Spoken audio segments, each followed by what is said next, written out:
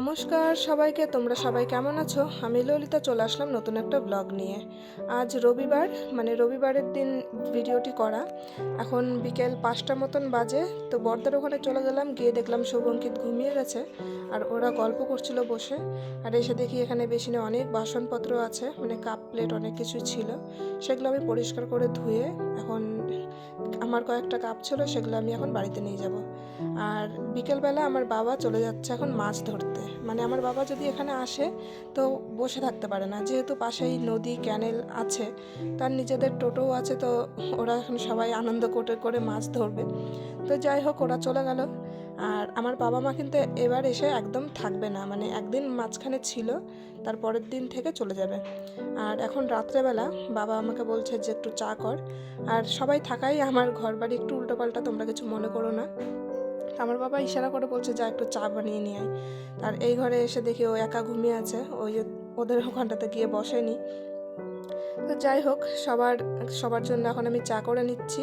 আর আমার ছেলে তরমুজ খাবে বলে আমার মা এখানে ওকে তরমুজ কেটে দিচ্ছে, আর ও এক কোণার মধ্যে দাঁড়িয়ে দেখছে আর বলছে আমাকে তাড়াতাড়ি দাও। আর তরমুজটা বেশ সুন্দর লাল ছিল, বেশিরভাগই সাদা সাদা বেরোয়। তো যাই হোক, তরমুজটা অনেক মিষ্টিও ছিল। আর এখন দেখবে ও মুখটা কেমন করবে, ওর দেরি সহ্য হচ্ছে না। দেখো, যাই হোক, আমার এদিকে চা হয়ে গেছে, আমি এখন ওদেরকে চা দিয়ে দেবো। তারপরে রাত্রেবেলা আমি আর ভিডিও করিনি, এটা হলো সকালবেলার ভিডিও। আমার বাবা ঘুম থেকে উঠে চলে গেছিলো জালটা নিতে। আর আজকে দেখো, আর আমার বাবা কিন্তু খুব খুশি, কারণ আজকে জালে মনে হয় বাম মাছ, কিছু শিঙি মাছ এগুলো উঠেছে।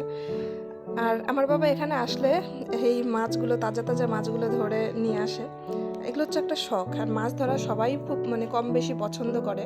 আর এখানে এসে যেহেতু কোনো কাজ থাকে না, তো সারাদিন ঘুরে বেড়ানো, আনন্দ ফুর্তি করেই দিনগুলো কাটে। তো যাই হোক, তোমরা দেখো কি কি মাছ পেলো।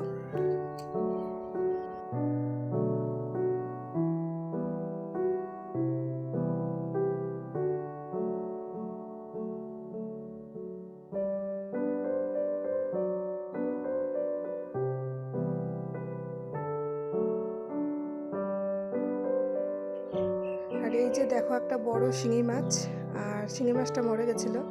আর কয়েকটা বাম মাছ, আর চিংড়ি মাছ, পাঁচমিশালি ছোট ছোট অনেক ধরনের মাছ ছিল মেশানো।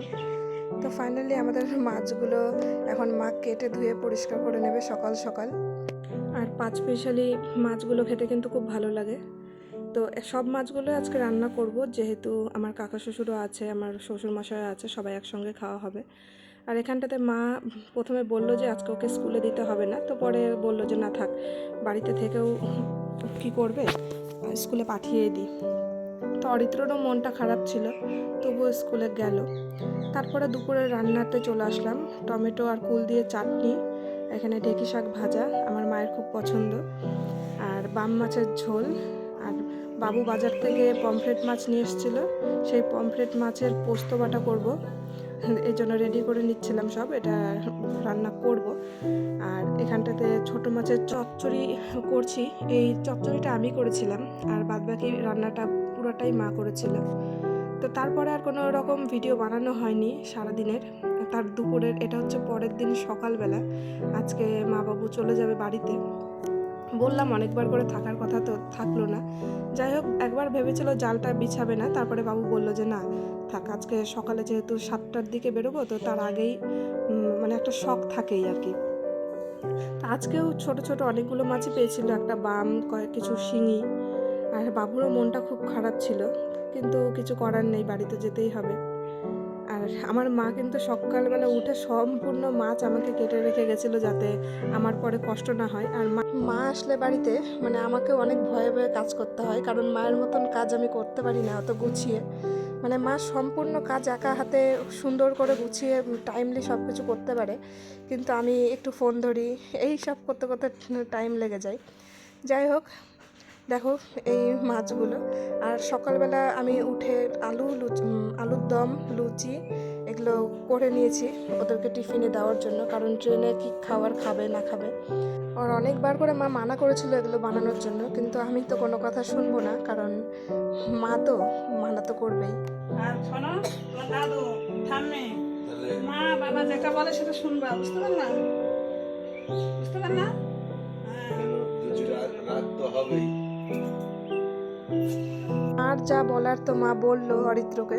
আর আমার মা কিন্তু কান্না করছিল, কিন্তু কেউ বুঝতে পারছিল না, একমাত্র আমি বাদে। যাই হোক, আমার বাবুরও মনটা খুব খারাপ, চোখটা লাল হয়েছিল। আর অরিত্র দেখো এখন ওও যাবে, জেদ করছে। যাই হোক, এখন ওদের সময়, এখন ওরা যাবে। 7টা মতন বাজে, ওদের 8:20-তে ট্রেন। আর অরিত্র কান্না অলরেডি শুরু করে দিয়েছে, আমার মাও কান্না করছে।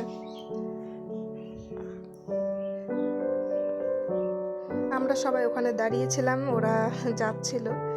এই সময়টা না সব থেকে বেশি খারাপ লাগে, যখন ওরা আসে আর যাওয়ার টাইমটা। যাই হোক, সব মেয়েদেরই হয়তো এরকম মন খারাপ থাকবেই। যাই হোক, এখন অরিত্রকে ওর বাবা বোঝাচ্ছে যে তোমাকে কিছুদিন পরে নিয়ে যাব, তুমি কান্না কান্না করো না। কিন্তু ও শুনবে না। দেখো এখন একা একা ওই মোড় পর্যন্ত একবার যাবে, আবার ওখান থেকে ঘুরে আসবে, কারণ ওদের টোটো অনেকক্ষণ আগেই চলে গেছে। ও বিশ্বাস করে না। যাই হোক, তোমাদের কেমন লাগলো ভিডিওটি অবশ্যই কমেন্ট করে বলো, আর ভালো লাগলে একটা লাইক করে দিও। আর যারা আমাকে নতুন দেখছো অবশ্যই আমাকে ফলো। দেখা হবে নতুন একটা ভিডিওর সঙ্গে। ততক্ষণে তোমরা সুস্থ থেকো, ভালো থেকো।